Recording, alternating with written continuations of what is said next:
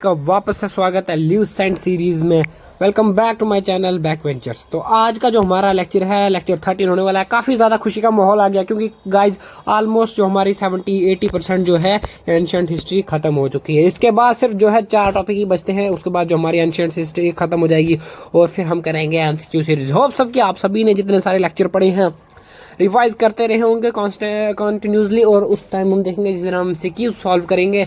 तो उम्मीद करता हूं कि आप सभी को वो बहुत अच्छे से आ जाएं और जल्द से जल्द आप उनको सॉल्व कर सकें, और आपकी कहीं ना कहीं जो हमारी लेक्चर सीरीज है, जितना हमने टाइम यूटिलाइज किया है, वो कहीं ना कहीं वेस्ट ना हो और काम आए। ओके, तो आज का जो टॉपिक है, अपने टॉपिक की ओर बढ़ते हैं। तो आज हम पढ़ने वाले हैं गाइज पोस्ट मौर्यन पीरियड, या फिर आप प्री गुप्ता पीरियड बोल सकते हो ना। यहाँ पर आता है बात ये कि कल हमने जब पढ़ा था मौर्यन पीरियड, राइट। तो मौर्यन पीरियड के बाद कौन सा टाइम पीरियड आता है? दैट इज सीधा सीधा गुप्ता पीरियड। नाउ इस डायनेस्टी, इस टाइम पीरियड और इस टाइम पीरियड के बीच ये जो काफी समय तक जो लंबा गैप रहा, इसके बारे में पढ़ना है हमने ना। अब इसके बारे में क्यों पढ़ना, अब आप ये बोलोगे क्योंकि जैसे कि हमने पढ़ा कि अब देखना, अब टाइम पीरियड की बात करो तो टाइम बहुत लंबा है, लेकिन समय की बात करो तो बहुत लंबी लंबी सदियां चली हैं, ठीक है। लेकिन हम जब भी पढ़ते हैं तो दैट इज मेजर चीज़ों के बारे में पढ़ते हैं। अभी अगर हम बात करें मॉडर्न इंडिया की, या फिर हम बात करें मेडिवल इंडिया की, राइट, तो हम हर एक डे टू डेट नहीं पढ़ते हैं। आज 1 तारीख, 2 तारीख, 3 तारीख, 4 तारीख, या 1 साल, 2 साल, 3 साल, 4 साल, जैसे क्या हो गया 1191, 92, 93, 94, 95, 96, हम ऐसे नहीं पढ़ते। जिस डेट पे, जिस इवेंट पे, जिस टाइम पीरियड में कोई एक मेजर इंसिडेंट हुआ, राइट, या कोई मेजर डायनेस्टी ने कुछ किया, कोई किसी ने कुछ बनाया, ओके, या किसी का डाउनफॉल हुआ, अपराइज हुआ, एनीथिंग, तो उस घटना को ही पढ़ते हैं हम। ओके, तो ऐसा लंबा ये नहीं होता कि हिस्ट्री पढ़ें तो मतलब डेट टू डेट पढ़ें, ठीक है। तो वैसे ही मैं आज इस टाइम पीरियड की बात कर रहा हूँ, तो टाइम पीरियड की बात कर रहा हूँ। तो अगर हम बात करते हैं मौर्यन टाइम पीरियड की, तो जो हमने देखा कि लास्ट टाइम पे लेटर मौर्याज में वो डाउनफॉल हो गए थे, क्योंकि उनका जो बाद में था वो इतना ज़्यादा डोमिनेट नहीं थे पहले की तरह। That is Chandragupta Maurya, Bindusara and Ashoka, the most 3 powerful ruler of the Mauryan empire, right. उसके बाद हमने कहा लेटर वाले इतने थे, और उसके बाद उसको किसने ओवरथ्रो किया था? गाइस? उसको किया था शुंगा ने, ठीक है। शुंगा डायनेस्टी ने, पुष्यमित्र शुंग ने। आई होप कि आप सबको बहुत अच्छे से याद रहा होगा ना। उसके बाद अब उसके डाउनफॉल हो गया, उसके बाद क्या हुआ, ठीक है। उसके बाद कई टाइम पीरियड के बाद, कई सालों के बाद जो है गुप्ता वंश आता है भारत में ना। कई सालों के बाद, उन कई सालों के बीच क्या हुआ था? क्या कुछ मेजर इवेंट्स हुए थे? क्या कोई नई डायनेस्टीज आई थी? क्या किसी नई डायनेस्टी का अपराइज हुआ था? तो जी हाँ, बहुत सारी डायनेस्टी का अपराइज हुआ था उस टाइम पीरियड में। बहुत सारी डायनेस्टीज आई थी जिसने कि इंडियन हिस्ट्री में, इंडियन एंशिएंट हिस्ट्री में काफी ज्यादा इंपॉर्टेंट रोल निभाया। और वहां से कहीं ना कहीं आप देख लो कि 3 या 4 क्वेश्चन आ ही जाते हैं कहीं ना कहीं हर पेपर में। ओके, तो इसलिए अब हम उनको पढ़ेंगे। ओके, पता भी होना चाहिए ना हम क्यों पढ़ रहे हैं। नाउ हम पढ़ेंगे आज का जो टॉपिक हमारा पोस्ट मौर्यन पीरियड, या फिर प्री गुप्ता पीरियड बोलते हैं। नाउ मैंने आपको पिछले भी समझाया था, अगर हमारा लेक्चर सीरीज फर्स्ट की बात करो तो हमने बताया था like present, past and future. Okay, मतलब पास्ट को बोलते हैं प्री, प्रेजेंट को बोलते हैं मतलब ऑन गोइंग, जो भी उसका नाम लेंगे सीधा सीधा, एंड उसके बाद पास्ट, फ्यूचर को बोलेंगे पोस्ट। अगर हम इसी को मैं आपको समझाने के लगूँ तो, अगर टाइप रिलेट कर लो हड़प्पा सिविलाइजेशन की बात करूँ, तो हड़प्पा सिविलाइजेशन की जब हम बात करते हैं, मतलब current, that is 1 minute, I hope कि डेटा याद रही होगी आपको, ठीक है। 2500 to 750, ओके, 1750, आई होप कि 1715, ओके, BC, ये टाइम पीरियड था हड़प्पा सिविलाइजेशन। उससे पहले, इसका मतलब हम बात करते हैं जब 30 लाख की अराउंड, ओके, जैसे लेकर 2500 तक, ठीक है। तो जब हम बात करते हैं 3 लाख to 2500, उस टाइम पीरियड को बोलते हैं प्री हड़प्पन पीरियड, मतलब हड़प्पा से पहले का टाइम पीरियड जो था। एंड 1715 में जब हड़प्पा डाउनफॉल हो गया और उसके बाद जब वैदिक कल्चर आया, तो उस टाइम पीरियड को क्या बोलते हैं? पोस्ट हड़प्पन पीरियड, हड़प्पा के बाद ना। इसी को अगर हम इस फॉर्मूले को यहाँ पर लगाते हैं तो दैट इज जब मौर्यन पीरियड से हमने जो पहला टाइम पीरियड पढ़ा था, ठीक, जो रिलीजियस मूवमेंट वगैरह था, वो थी प्री मौर्यन पीरियड। उसके बाद ऑन गोइंग मौर्यन पीरियड जो चला, ठीक है, 250 से 185 BC तक। और उसके बाद जो टाइम पीरियड आएगा वो आएगा पोस्ट मौर्यन पीरियड। अब पोस्ट मौर्यन पीरियड तो आ गया, तो प्री गुप्ता पीरियड क्या हुआ? गुप्ता पीरियड क्या हुआ? अब देखो, पोस्ट मौर्यन का समझ गया कि मौर्यन के बाद का जो पीरियड आया ना। अब हमको पता है कि इसके बाद कौन सा पीरियड आने वाला है। ये देखो, यहाँ पर आया पोस्ट मौर्यन पीरियड। अब हमको यहाँ पता है कि यहाँ से गुप्ता पीरियड स्टार्ट होने वाला। तो गुप्ता पीरियड से जो टाइम पीरियड पहले स्टार्ट हुआ वो कौन सा था? वो प्री मौर्यन पीरियड था। दैट इज वाई हम इनको एक साथ पढ़ते हैं। That is what the pre Mauryan period and the post Gupta period. I hope कि अब आप समझ गए होंगे इसका मतलब। ओके, प्री और पोस्ट एक बार हमने वापस समझ गया ना। उसके बाद हम पढ़ेंगे कन्वर डायनेस्टी। ओके, एक मिनट, तो कन्वर डायनेस्टी पढ़ेंगे। ओके, लेकिन अगर हम बात करें कन्वर डायनेस्टी की, इतना ज्यादा इंपॉर्टेंट रोल नहीं रहा, इतना ज्यादा लंबा टाइम तक रूल नहीं कर पाई थी, ठीक है। तो उसके बाद हम पढ़ेंगे सातवाहना डायनेस्टी की, the most most most important, Satavahana and the Kushans, दोनों के जो काफी ज्यादा इंपॉर्टेंट है। उसको कुशान में हम कुशान से लास्ट में पढ़ेंगे, ठीक। तो दोनों के डायनेस्टी काफी ज्यादा, मैं बोल रहा हूँ, इंपॉर्टेंट है। देखो यहाँ से क्वेश्चन बचेगा, फिर मुझे मत बोलना। ओके, सातवाहना तो जैसे उनका फेवरेट हो गया आजकल एग्जामिनर्स का।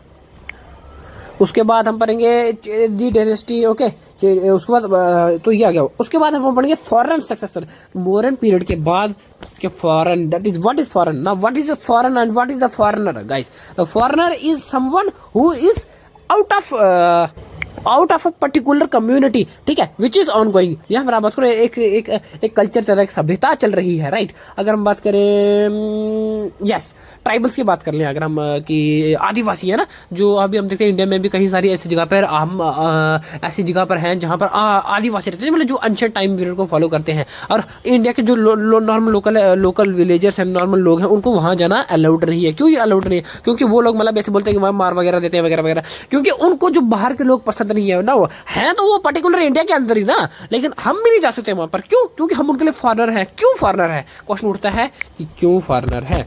क्योंकि हम उनके कल्चर से अलग हैं, हम उनकी कम्युनिटी से अलग है, हम उनके रहन सहन से अलग है। So the one who is completely foreign, मतलब who is not from the particular area, या फिर उस कल्चर को नहीं फॉलो करने वाला, ठीक है, तो उसको बोलता है फॉरेनर। इन सिंपल भाषा में ये बताना चाहूँगा कि किसी भी पर्टिकुलर प्लेस या किसी भी पर्टिकुलर कल्चर को ना फॉलो करने वाला, उस कम्युनिटी के बाहर से रहने वाला बंदा जब वहाँ पर आएगा तो उसके लिए फॉरेनर ही हो गया। Okay, so that is why. तो हम पढ़ेंगे कि किस तरह से जो फॉरेन डायनेस्टीज थे, जो फॉरेन रूलर्स थे, फॉरेन डायनेस्टी थे, वहाँ इंडिया में आई, सेटल्स हुई, जैसे शाका, द पार्थियान्स एंड द कुशान्स, ठीक है। ये सारी जो फॉरेन डायनेस्टीज थी, ठीक है, बाहर से आई हुई थी। मैंने बोला ना कि उनके बीच में कल हमने पढ़ा था कि हिंदू कुश बाउंड्री के बाद एग्रीमेंट हुआ था, लड़ाई के बाद किसके बीच, मौर्य, चंद्रगुप्त मौर्य और सेल्यूकस निकेटर के बाद, की हिंदू कुश पर्वत है वो बॉर्डर है कि उसके इलाके इधर आगे सेल्यूकस निकेटर का है और इसके इधर आगे चंद्रगुप्त मौर्य का है। बहुत अच्छे से आई होप हमने समझ लिया। चलते हैं अपने टॉपिक की ओर, that is post modern period या गुप्ता पीरियड।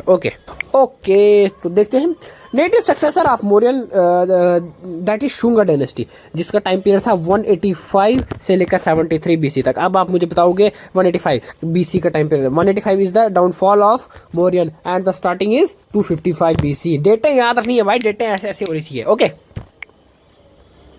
तो अगर हम बात करें शुंगा डायनेस्टी, तो सबसे पहली बात होती है कट्टरता, दैट इज द कट्टर हिंदू। ये माना जाता है कि पुष्यमित्र बहुत ज्यादा कट्टर हिंदू थे, मतलब उन्होंने बाद में जो सारे अशोका ने बुद्धिज्म के लिए बनाया था वगैरह वगैरह, तो उन्होंने उसको बहुत डोमिनेट किया था, खत्म कर दिया था पूरी तरह से। अगर हम बात करें शुंगा डायनेस्टी की, तो कैपिटल कहाँ पर है? कैपिटल है विदिशा में, वैशाली। ओके, नाउ शुंगा के बारे में पढ़ते हैं। शुंगा डायनेस्टी के बारे में, was established by Pushyamitra Shunga, a Brahmin commander in chief of last Mauryan ruler, किसका नाम था? Brihadratha. Now first ruler is Chandragupta Maurya and the last is Brihadratha and the last, अगर आप बोले तो last dominant last powerful ruler is Ashoka and the totally last is Brihadratha. Now यहाँ पर आपको ये बात ध्यान रखनी है गाइस। ओके, तो पुष्यमित्र शुंग की बात कर रहे हैं कि जो मौर्य का जो लास्ट रूलर था बृहद्रथ, इसको डाउनफॉल करके किसने डाउनफॉल किया? इसको डाउनफॉल किया था शुंग ने, जो कि उस शुंग किसका था? जो सॉरी, नाउ पुष्यमित्र शुंग कौन था? दैट इज बृहद्रथ का कमांडर इन चीफ था, कमांडर इन चीफ। इसको लगा कि भाई हमारा रूलर ठीक नहीं है, जो ज्यादा झुकाव बुद्धिज्म की तरफ जा रहा है, ये रूल करने के कैपेबल नहीं है, तो इसने फेंट दिया इसको, और क्या। ओके, आगे पढ़ते हैं। Pushyamitra was staunch adherent of orthodox Hinduism, जैसे कि मैंने पहले बताया था वो क्या करता है। However, the great Buddhist stupa at Bharhut in Madhya Pradesh was built during the region of Shungas. अच्छा, यहाँ पर बताया गया कि काफी ज्यादा कट्टरता थी, मतलब ओके, अपने ज्यादा धर्म को प्रमोट करते थे। ओके, लेकिन ये भी बताया गया कि हालांकि जो बुद्धिज्म की अगर हम बात करें, जो स्तूपा है बहरूट मध्य प्रदेश में, वो शुंगा के टाइम पीरियड में बना गया है। तो मतलब इतना ज्यादा नहीं था कि मतलब हिंदुइज्म के अलावा है ही नहीं कोई और, बट यस अपने धर्म को कहीं ना कहीं प्रमोट करना करते थे। ओके, अगर हम बात करें पुष्यमित्र की, तो पुष्यमित्र को किसने सक्सीड किया था? मतलब कभी ना कभी पुष्यमित्र का जब टाइम फॉल आ गया, जब बूढ़े हो गए वगैरह वगैरह डेज आ गई, और उनके बाद उनको किसने ओवरथ्रोन किया था? दैट इज उनके सन, उनके बेटे अग्निमित्र ने। द हम ऑफ कालिदास ड्रामा मालविका मित्रम। तो मतलब जब आप एक बोल सकते हैं हीरो एक, क्योंकि ये कालिदास ने एक ड्रामा लिखा था, ठीक है, मालविका अग्निमित्रम, बहुत बहुत बहुत इंपॉर्टेंट है गाइस यार, मतलब ये बहुत ज्यादा जगह पे पूछा गया, बहुत ज्यादा फेमस क्वेश्चन है। दैट इज कालिदास ने कौन सा ड्रामा लिखा था, ठीक है, शुंगस वंश पे या फिर वगैरह वगैरह। तो मालविका अग्निमित्रम बहुत ज्यादा इंपॉर्टेंट है यार। ये इसमें क्या हुआ था कि दैट इज जो अग्निमित्रम जो ये इसका बेटा पुष्यमित्र शुंग, और उसके पुष्यमित्र शुंग का बेटा जो था अग्निमित्र, और उसकी लव स्टोरी हुई थी, लवेरिया हो गया था उसका एक्चुअली मालविका जी, ठीक है। तो ये दोनों, तो इन दोनों पे लिखा था that is Malavika Agnimitram. Okay, लिखा किसने था वो याद रखना, दैट इज कालिदास ने। तो पुष्यमित्र शुंग को जो है अग्निमित्रम ने ओवरथ्रोन किया था। ओके, सक्सीड किया था, नहीं ओवरथ्रोन नहीं, ओवरथ्रोन मतलब किसी को आपने हराया, किसी को डोमिनेट करके उसकी गद्दी ले ली, लेकिन सक्सीड मतलब एक पिता से जब उसका जो लेगेसी चली आ रही है उसके बेटे को मिलती है तो उसको बोलते हैं सक्सीड। ओके, सो ओवरथ्रोन और सक्सीड में भी फर्क होना पता होना चाहिए।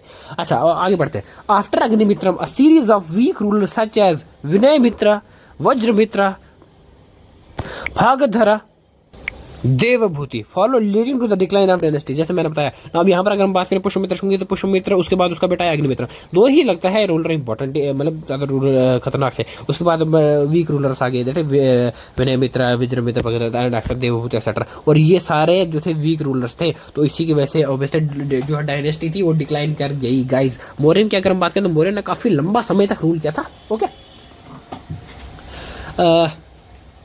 देखो, जहां का रूलर या फिर जहां का अंपायर खतरनाक ना हो, पावरफुल ना हो, तो उसका जो है डाउनफॉल होना, उसका ओवरथ्रोन होना निश्चित है। Okay, during your rule there was a revival of Brahmanical essence, the Brahman religion became important. Now यहाँ पर अगर हम बात करें Chandragupta Maurya, sorry Mauryan time period की, तो मौर्यन टाइम पीरियड अशोका ने जब कलिंगा की वार देखी तो उसने मतलब सब कुछ छोड़ दिया था और बुद्धिज्म को ज्यादा अडॉप्ट कर लिया था। बुद्धिज्म के साथ उसका बुद्धिज्म के खिलाफ ज्यादा झुकाव था। तो जो आप बुद्धिज्म के खिलाफ ज्यादा झुकाव होगा, तो जब राजा ही बुद्धिज्म का हो गया तो जो दूसरे धर्म है वो काफी सारा मतलब डाउनफॉल हो जाएंगे, और डाउनफॉल मतलब लो लेवल पे आ जाएंगे, और जिसको प्रमोट करता है जिसका खुद का, वो उसको ज्यादा करेगा क्योंकि उसके ज्यादा स्ट्रक्चर बनाएगा ना। अगर एक किंग है पर्टिकुलर, ठीक है, अगर हिंदू का किंग था उसने बुद्धिज्म अडॉप्ट कर लिया, तो जो हिंदू के मंदिर बनना बंद हो जाएंगे, जो प्रीस्ट उनको इतनी इंपॉर्टेंस मिलना कम हो जाएंगी, उसके रिचुअल जो कस्टम है वो खत्म होना स्टार्ट हो जाएंगे, ठीक है, वैनिश होना स्टार्ट हो जाएगा। बट उसी के कंपेरिजन में जो बुद्धिस्ट के स्ट्रक्चर्स हैं वो बनना स्टार्ट हो जाएंगे, जो बुद्धिस्ट के मॉन्क्स हैं उनको प्रमोशन होना स्टार्ट हो जाएगा। सो दैट्स इट भाई। ओके, बट अगर हम बात करें पुष्यमित्र शुंग की, सॉरी शुंगा डायनेस्टी की, तो इस टाइम पीरियड में अगेन हिंदुइज्म जो है वो अपने राइज पे आ गया था, अपने पीक पे आ गया था। हिंदुइज्म के जो प्रीस्ट थे, हिंदुइज्म के जो कस्टम रिलीजन थे, उनको वापस इंपॉर्टेंस मिलना शुरू हो गई। क्यों? क्योंकि हमने पढ़ा that is they are orthodox of Hinduism. Okay, who the Pushyamitra Shunga dynasty. Okay, next Patanjali author of Mahabhashya was born at Gondhar in the central India. Patanjali was the priest of two Ashwamedha yagnas performed by Pushyamitra Shunga in north of Behrut Stupa is the most famous monument of the Shunga period. Now यहाँ पर बताया गया पतंजलि के बारे में, जो कि काफी ज्यादा बहुत बहुत बहुत मतलब माने हुए थे ऑथर है, ठीक है, जिन्होंने महाभाष्य लिखे थे। ओके, उन्होंने 2 अश्वमेध यज्ञ भी कराए हुए हैं, ठीक है, पुष्यमित्र शुंगा के। ओके, अश्वमेध यज्ञ कराना कोई छोटी मोटी बात नहीं है कि हमारा हमने हवन लड़ ले और वो, ठीक है, वो काफी ज्यादा बहुत बहुत इंपॉर्टेंट होता था। वो रूलर बड़े बड़े रूलर करवाते थे, उसके लिए बड़ी नॉलेज चाहिए होती है। Okay, the fine railing gateway, the fine gateway railing which surrounds the Sanchi stupa built by Ashoka constructed during the Shunga period. जैसे हमने पहले पढ़ लिया, दैट इज अशोक। अच्छा, एक मिनट, तो मतलब जो सांची का स्तूपा है जिसको बहुत ज्यादा माना जाता है, ओके, तो वो अशोका के द्वारा अशोका के टाइम पीरियड में कंस्ट्रक्ट किया था। Other example of Shunga art, तो उस टाइम अगर शुंगा के आर्ट की बात करी जाए तो एक मिनट, सॉरी। ओके, नेक्स्ट आगे बढ़ते हैं। Other example of Shunga art, ठीक है, तो शुंगा आर्ट के अलग अलग, that is vihara, chaitya and stupa, that is पूर्ण अमरावती स्तूपा, नासिक स्तूपा। अगर हम बात करें तो जब हम आर्ट एंड कल्चर, तो विहारा चैत्या आता रहता है, ठीक है, तो ये शुंगा टाइम पीरियड का आर्ट एंड कल्चर है। ओके, तो यहाँ पर आर्ट एंड कल्चर का एक क्वेश्चन भी निकल गया ना। उसके बाद शुंगों के बाद कौन सा आया? कन्नव वंश आया था, कन्नव वंश। ओके, अब हमने पढ़ा था कि जो पुष्यमित्र शुंगा है, जो शुंगा डायनेस्टी है, वो 185 से लेकर किस कब तक रही थी? 73 बीसी तक। ओके, तो अब 73 बीसी के बाद कौन सी आई है? कण्व वंश आया। तो मतलब ऑब्वियसली हमको यहाँ पर उसकी स्टार्टिंग डेट मिल जाती है। तो 73 बीसी अगर हम बात करें कण्व की, तो 73 बीसी से लेकर इनका टाइम पीरियड था 28 बीसी। ओके, ल्यूसेंट सीरीज में कन्नव वंश की, तो ल्यूसेंट सीरीज में इसके बारे में बहुत ज़्यादा कम बताया हुआ, इसलिए मैंने एक्सटर्नल सोर्सेज से ये डाला हुआ है डेटा। आई होप कि आप सबको पसंद आए। Okay, now Kanva kings were Brahmins, they were also Brahmins, that is इसका मतलब जो प्रीवियस थे वो भी ब्राह्मण्स थे, ठीक है। They were descendants of the sage Saubhari, ठीक है। सो सेज मतलब दैट इज ऋषि, ठीक है। तो Vasudeva Kanva killed Devabhuti of the Shunga dynasty and establish the rule of Kanva dynasty. बहुत अच्छी, देखिए सिंपल बात है। अगर हमने अगर देखो क्रोनोलॉजी क्यों जरूरी है, इससे हमको पता लगता है। हमने पढ़ा कि जो मौर्य थे, तो अगर हम सीधा से डायरेक्टली हमको पिछले वीडियो से याद है, दैट इज चंद्रगुप्त मौर्य, ठीक है, बिंदुसार, अशोका, उसके बाद उसके लेटर मौर्य जो के थे वीक थे, उसके बाद आया पुष्यमित्र शुंग, है ना, उसका बेटा अग्निमित्रम है, उसके बाद जो लेटर जो थे जो वीक रूलर्स थे, जिसमें आया विनय, वज्र, ठीक है, एंड लास्ट पे कौन सा था, देवभूति। अब देवभूति को भी डाउनफॉल करके यहाँ कन्नव के किंग दैट इज वासुदेव कन्नव ने अपना कन्नव डायनेस्टी फॉर्म कर दिया। देखो देखो देखो किस तरह से क्रोनोलॉजी चल रही है। ओके, ये आपको याद रहनी चाहिए, क्रोनोलॉजी बहुत अच्छी है।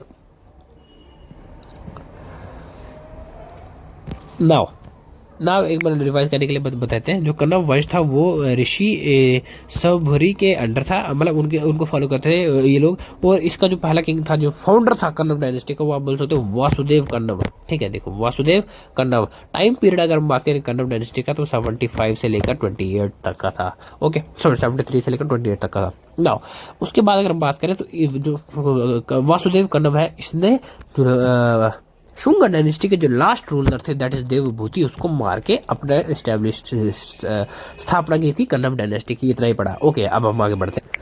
Although the Puranic literature indicates that the Kannav ruled from the former capital of Shunga in the Patliputra, Magadha in the eastern India, their coins are primarily found in and around the region of Vidisha in the central India, which had been also been capital of later Shungas। अच्छा, तो यहाँ पर बताया गया कहीं कि कहीं ना कहीं जो कन्नव थे वो उनके टाइम से पहले भी थे, शुंगा के टाइम पीरियड में भी थे। नो ये अलग अलग हिस्टोरियंस की अलग अलग बातें हैं, ये पुरानिक लिटरेचर में माना गया, तो इसमें मैं कमेंट नहीं करूँगा। तो आपको क्या लगता है, आप अपनी राय दे सकते हैं। तो ये भी बोला गया कि जो उनके करेंसी थी, जो उनके कॉइन्स थे, वो यहाँ पर इन जगहों पे भी पाए गए हैं। तो अब अगर हम बात करें हिस्ट्री की, तो आपने मुझे बताना है कि जो कॉइन्स हैं वो कौन से सोर्सेज में आते हैं। हमने सोर्सेज बहुत अच्छे से, मतलब बहुत ही अच्छे से पढ़े हैं guys, literary sources, archaeological sources, foreigner sources and monuments. तो आपने इन चारों सोर्सेज में बताना है, प्लीज कमेंट करके बताइए जो कॉइन्स है वो कौन से टाइप के सोर्सेज में आता है। Okay, next, the Kanva dynasty was established by Vasudeva Kanva, जैसे कि हमने पहले पढ़ा, in 73 BC। Vasudeva was initially minister of Shunga emperor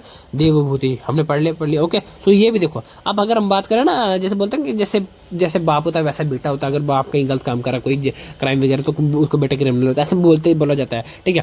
तो बोलते हैं बताओ। अच्छा, अब यहाँ पर हमने बात करें अगर हम मौर्यन पीरियड की, तो मौर्यन पीरियड का जो लास्ट था, ओके एक मिनट, सॉरी मौर्यन नहीं, अच्छा हाँ यस, मौर्यन पीरियड का जो लास्ट रूलर था वो कौन था, वृहद्रथ। ना वृहद्रथ का जो कमांडर इन चीफ था, कमांडर इन चीफ कौन था, कमांडर इन चीफ वो था, एक मिनट, वो था पुष्यमित्र शुंग, है ना, पुष्यमित्र शुंग। ना पुष्यमित्र शुंग, उसके बाद शुंग डायनेस्टी आई। शुंग डायनेस्टी का जो लास्ट रूलर कौन था, शुंग डायनेस्टी का लास्ट रूलर था, एक मिनट चेंज कर दो, देवभूति।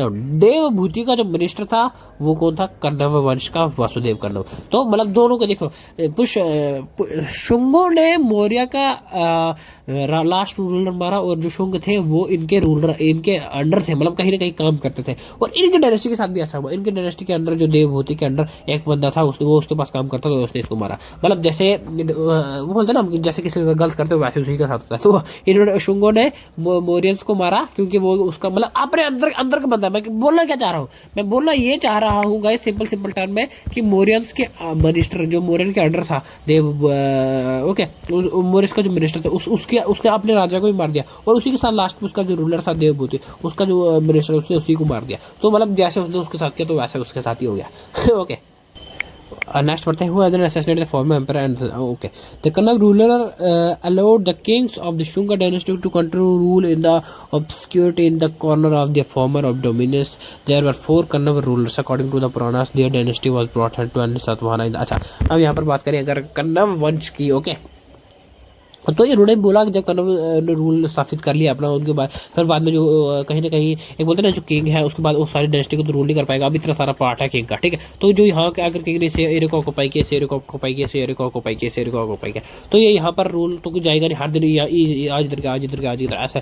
तो इसलिए वो जो वहाँ का रूलर है उसको वहाँ पर रूल करने देता है और बल उसको अपने अंडर रखता है, अपने अंडर, ठीक है, कि तू मुझे टैक्स देता रहे, तू मुझे हमेशा मेरे साथ लॉयल रहे और तू वहाँ पर रूल कर। तो ऐसा बोल गया कि यहाँ पर कन्नव थे उन्होंने रूल करते, बाकी जो शुंग थे जिनका जो दूर का एम्पायर था, तो उन्होंने उनको वहाँ पर रूल करने दिया कि दैट इज करो आप रूल, लेकिन हमारे साथ लॉयल रहना, ओके।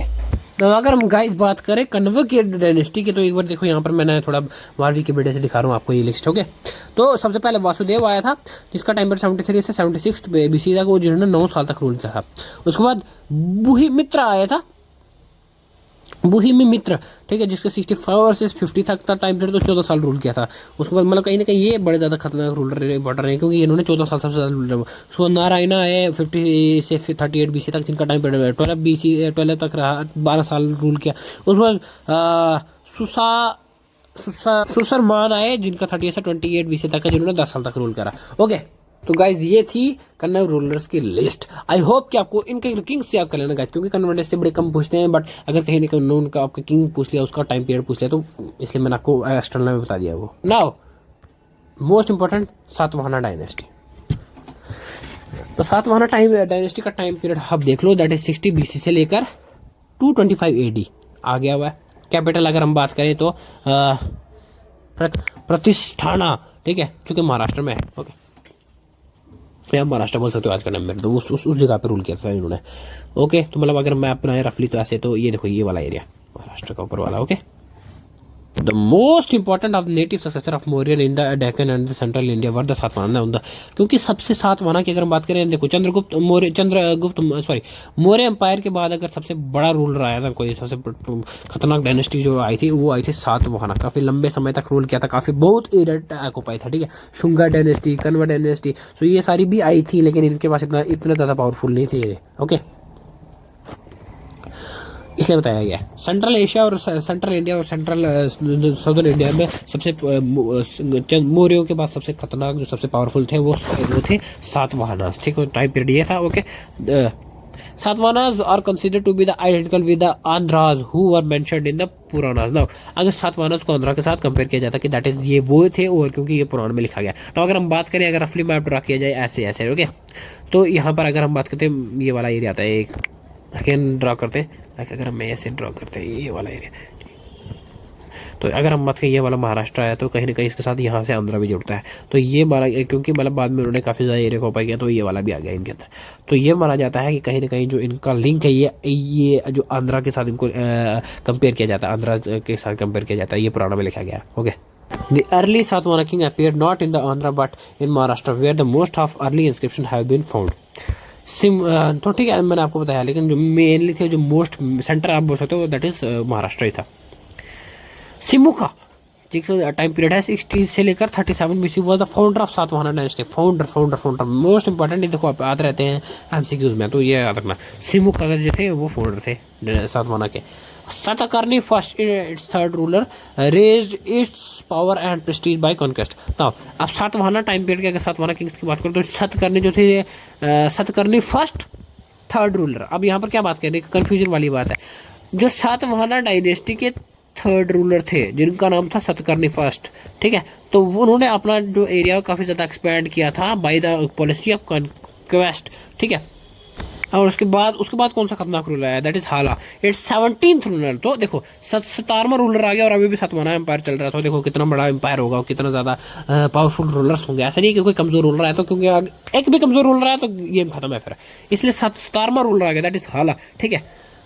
जो कि ऑथर है गाथा सप्तशती, या फिर आप जिसको बोल सकते हो सतसाई इन प्राकृत, जो कि प्राकृत लैंग्वेज में लिखी गई है। गुद्यादे ऑथर ऑफ विराहट कथा, इन जो कि कंटेम्प्रेरी ऑफ हाला, तो ये उनकी कंटेम्प्रेरी थे।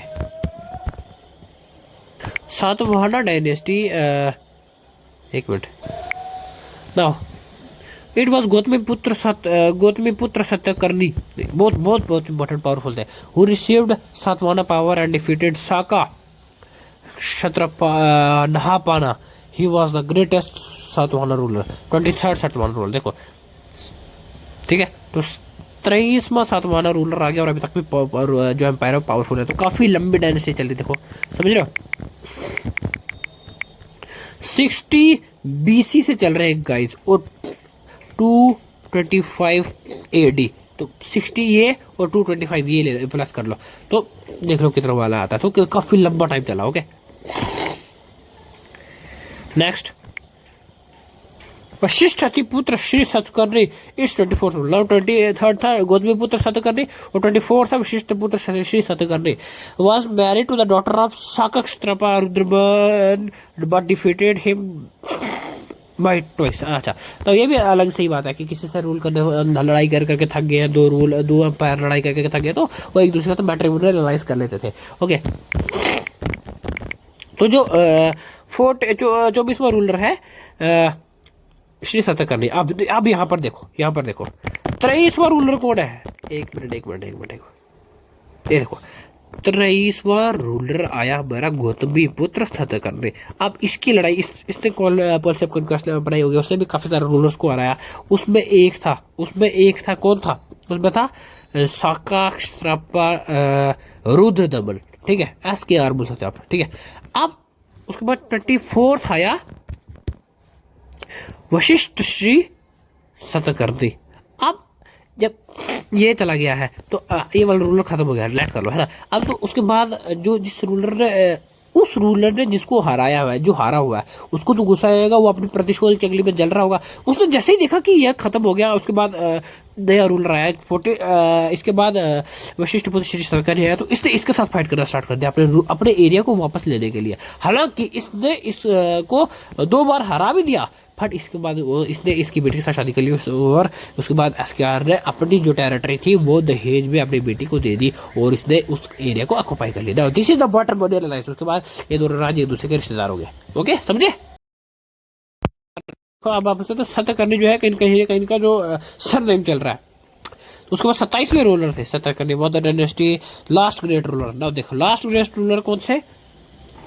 यज्ञश्री सतकर्णी।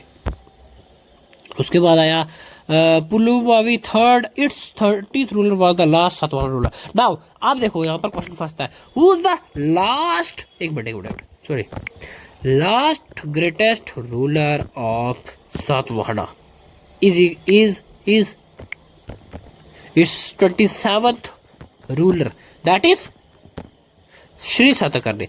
अब 27 के बाद 28, 29 एंड 30 ये तीनों वीक रहे होंगे। ओके, और जो 30 था वो लास्ट वाला सबसे ज्यादा वीक रहा होगा। अब नाउ 30th रूलर, अगर जो रियलिटी वाला क्वेश्चन आएगा था last ruler of Satavahana is, तो ये पुलमावी थर्ड। तो मुझे लगता है इसके बाद फर्स्ट, सेकंड और थर्ड श्री आगे बड़े याडा श्री सतकर्णी जो लास्ट रूलर थे। उसके बाद मुझे लगा आया होगा पुलमावी फर्स्ट, पुलमावी सेकंड और पुलमावी थर्ड जो थे वो लास्ट रूलर थे और वो लास्ट रूलर सातवाहना के थे। उसके बाद सातवाहना भी खत्म हो गया। ओके, फाइनली जो सातवाहना थे उसको इक्ष्वाकुज ने 3rd सेंचुरी में ओवरथ्रो किया था, सक्सीड किया था। ओके, तो गाइस और पढ़ते हैं सातवाहना के बारे में। तो Satavahana started practice of donating land, ठीक है, with fiscal and administrative immunities to Brahmanas and Buddhist monks, which eventually weakened their authority. The earliest inscription evidence of land growth in India belongs to the 1st century है। तो इस time पे इनका rule था। तो ये बात गया कि जो ब्राह्मण्स को जमीन दान देना आज के टाइम पे भी देते हैं, कुछ लोग अपने जमीन मंदिर वगैरह को दान देते हैं। तो ये टाइम पीरियड, तो ये जो ट्रेडिशन है 1st सेंचुरी से चलता आ रहा है। ये माना गया है कि इस टाइम पीरियड में सबसे ज्यादा जो है लैंड है वो डोनेट की गई थी प्रीस्ट को, मोक्स को। Okay, under the Satavahanas, many chaikyas, that is worship halls, and viharas, monasteries were cut out from the rock, mainly in the north and Deccan and the Maharashtra. The famous examples are Nashik, Kanheri and the Kerala. तो यहाँ पर अगर बात करें सातवाहना के time, तो हमको पता महाराष्ट्र में काफी ज्यादा केव्स सब मिली है, तो इन्हीं का टाइम पीरियड से स्टार्ट हुई है वो। ओके, रॉक कट केव्स यहाँ से स्टार्ट हुई है। Stupa, large round structure erected over scared relic, were 7 scattered all around Ellora. The most famous of these attributed to Satmara period and Amravati. एक minute, Amravati, a sculpture treasure house Nagarjunakonda. एक स्तूपा देखने को मिलता है जो कि मतलब रोड एलोरा के में देखने को मिलता है। सभी में सभी फेमस है अमरावती स्कल्पचर। ओके, अगर हम बात करें लैंग्वेज की तो official language of Satavahanas was Prakrit. Okay, Satavahanas issued their coin in lead mainly copper bronze and ठीक है। तो उनके जो कॉइन्स थे देखो किस किस के होते थे, लेकिन लेड कॉपर ब्रोंज पोर्टन के। ओके, तो नेक्स्ट हमारी आती है that is dynasty of Kalinga बोल सकते हो आप। ठीक है, तो कलिंगा से कुछ याद आ रहा, दैट इज अशोका का जो रूल हुआ, लड़ाई हुई थी कलिंगा के साथ, तो उसके बारे में भी पढ़ लेते हैं क्या है। History of Kalinga after the death of Ashoka is shown in the obscurity. A new dynasty known as Cheti या Chedi dynasty rose in the regional probably in the first century. तो ये उसी जगह की बात है, दैट इज कलिंगा की। तो उसके बाद वहाँ पर अशोका के डेथ के बाद उसको चेदी डायनेस्टी ने ओवरथ्रोन किया था, चेदी डायनेस्टी ने सक्सीड किया था। Our information about this dynasty is derived solely from the हाथी गुम्पा इंस्क्रिप्शन। नाउ अगर हम बात करें चेती डायनेस्टी की तो इसके एविडेंस क्या है, तो हमको हाथी गुम्पा इंस्क्रिप्शन जो है उसमें, जो कि 3rd सेंचुरी का टाइम पीरियड था क्या, तो 3rd सेंचुरी के टाइम पीरियड का की डायनेस्टी थी, उसके बारे में हमको हाथी गुम्पा इंस्क्रिप्शन में देखने को मिलता है। तो follower of Jainism Kharevala was liberal patron of Jain monk whose residence to his constructed cave at Udayagiri hill near Bhubaneswar in Odisha। तो I think that is Jainism में विश्वास रखते थे। ओके, और थोड़ा सा जाने चेदी डायनेस्टी के बारे में। तो चेदी डायनेस्टी की जो 3rd सेंचुरी के टाइम पीरियड में थी। ओके, तो इसको फाउंड किया था चेदी ने, CHIDI according to Google right. Okay, तो वो जो बेटे थे वो किसके बेटे थे, that is Vidarbha VIDRBHA। Okay, जो कि यादव किंगडम के थे। ठीक है, यादव किंगडम। नाउ इसके बारे में बस इतना ही है लिखा हुआ है और ज़्यादा देखने को मिलता नहीं है। और इसके जो लास्ट रूलर थे, तो फर्स्ट रूलर थे दैट इज चेदी खुद हिमसेल्फ। ठीक है, तो लास्ट रूलर थे शिशुपाल। एक मिनट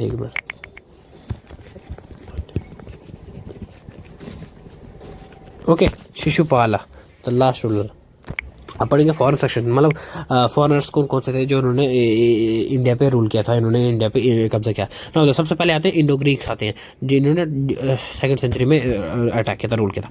इंडो ग्रीक्स या जिनको ग्रीक्स बोल सकते हैं, वर the first foreign rulers of the north western India in the post modern period. तो पोस्ट मॉडर्न पीरियड मतलब मॉडर्न पीरियड के टाइम पीरियड के जाने के बाद ही, ठीक है, जो कि चंद्रगुप्त मौर्य उसके बाद सेल्यूकस नेक्टर के बीच में मतलब ट्रीटी हुई थी, Hindu Kush is the boundary. But उसके बाद जैसे मौर्य खत्म हो गया, ट्रीटी खत्म हो गई, तो उसके बाद तो first foreign rulers in ancient history of northern western that is आप बोल सकते हो Indo Greeks. Okay, the most famous Indo Greek ruler was Mandir.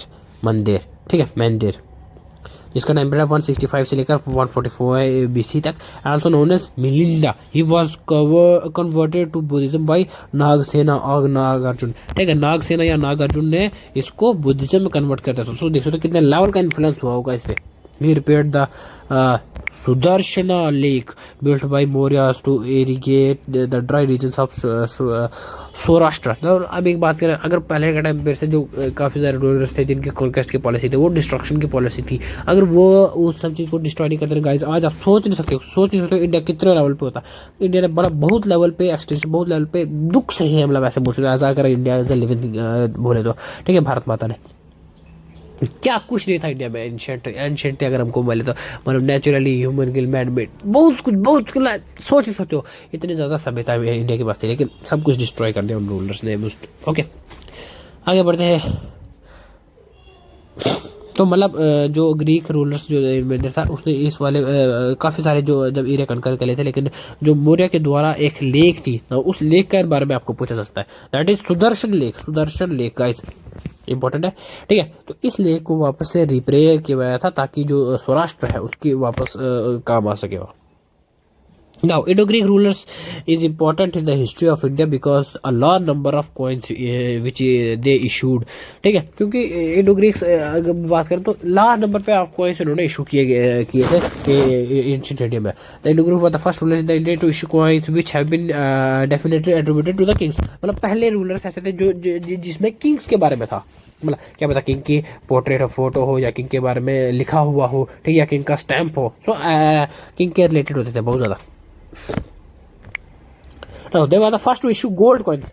Gold coins अगर हम बात करें तो सबसे पहले इंडो ग्रीक से आते हैं जिन्होंने गोल्ड कॉइन इशू किए थे। They introduce Hellenics that is features art giving rise to Gandhar school in the northwestern India। now इन्होंने ग्रीक्स को ग्रीक जो आर्ट एंड कल्चर है उसको गांधार जो आर्ट एंड कल्चर उसको इन्फ्लुएंस करके उसको प्रमोट किया था, ठीक है। इंट्रोड्यूस हेलेनिक, ठीक है, जो ग्रीक फीचर था आर्ट का।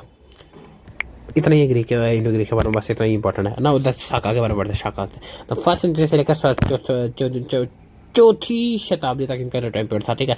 वो दे आर आल्सो नोन सिंचास रिप्लेस्ड द इंडो ग्रीक, ठीक है, उनको इन्होंने उसको रिप्लेस किया था। Among the 5 branches of Shaka with their seats of power in the different parts of India, the most important was one of which ruled in the western India till the 14th century. तो western India को काफ़ी ज़्यादा इन्होंने 4वीं शताब्दी तक जो किया था, okay. The most famous Shaka ruler in India was Rudradaman, ठीक है। He was famous not only for his military conquest but also for his public work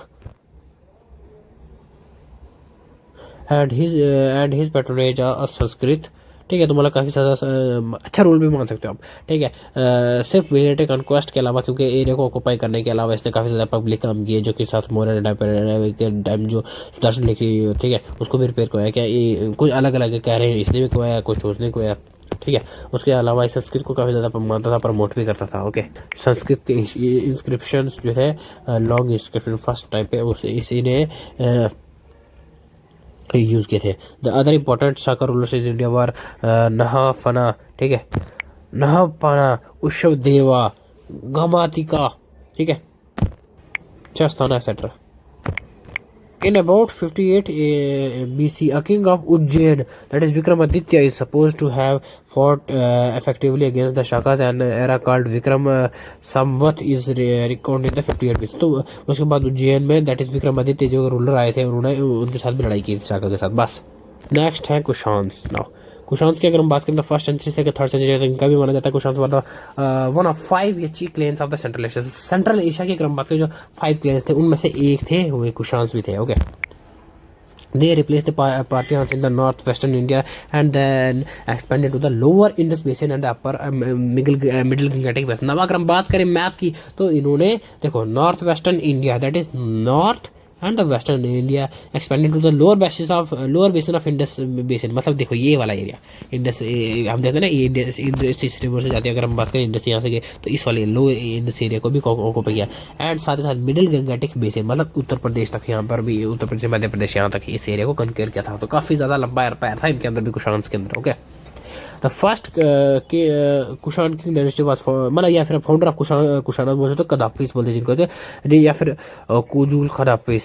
the second king was Kadphises second, या फिर Vima Kadphises who issued gold coin. उन्होंने भी gold coin issue किए थे, ठीक है, इंडो ग्रीक से इन्हें भी किए थे, लेकिन जो इंडो ग्रीक पहले थे। अकॉर्डिंग टू द राबतक इंस्क्रिप्शन, ठीक है, जो कि राबतक विलेज बेलगांव जो अफगानिस्तान में पाई गई है, मिली है। Kanishka was the son of Vima Kadphises. Kanishka extended the Kushan power over the upper India and his capitals were the Peshawar, जिसको हम बोलते हैं कनिष्क जो ग्रेट रूलर था, ठीक है। तो वो ये माना गया है कि वो वामा कनिप्सिस का जो बेटा था, ठीक है, उसने उसको पेशावर अपने जो मथुरा तक मतलब बहुत लंबा एम्पायर फैलाया था, ओके, हमको पता ही। अगर हम बात करें कुशान की तो सबसे फेमस रूलर था कनिष्क, ठीक है, जिसका 78 से लेकर 101 टाइम पीरियड एडी तक का टाइम पीरियड था, and also known as second Ashoka. इसको दूसरा अशोका कहा जाता था, ठीक है, क्योंकि आपको पता है अशोका कितना पावरफुल रूलर था चंद्रगुप्त मौर्य ने पैर का। तो उसको दूसरा अशोका किसको कहा गया है, सेकंड अशोका कहा गया है इसको, कनिष्क को। ही स्टार्टेड एन एरा, उसने started 78 AD which is known as Shaka and issued by government of India, जो कि आज के टाइम में जो गवर्नमेंट ऑफ इंडिया ये करती है इशू जो कैलेंडर वगैरह, तो इसने स्टार्ट किया था शाका एरा, ठीक है, 78 AD में।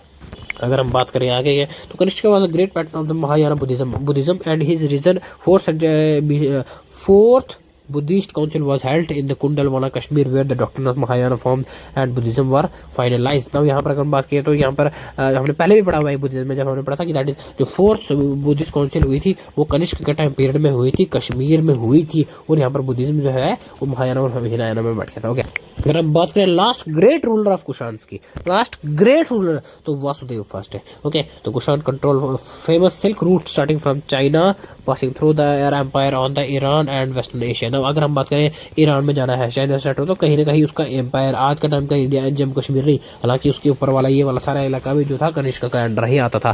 तो इस जो सिल्क रूट था इसको कनिष्क के एरिया से पास होना पड़ता था। ओके, मतलब ये वहीं से जाता था। Okay, Kushan were the first ruler in India to issue gold coin on a wide scale on the royal court and of Kanishka and the host of scholars found pattern है। तो अलग अलग बात है, अलग अलग उन्होंने बोला, कोई बोलते हैं डोगरी का, कोई बोलते हैं कुशान से। पासवा वासुमित्र अशोक घोषाल नागयंत चाणूक and Mathara were some of them.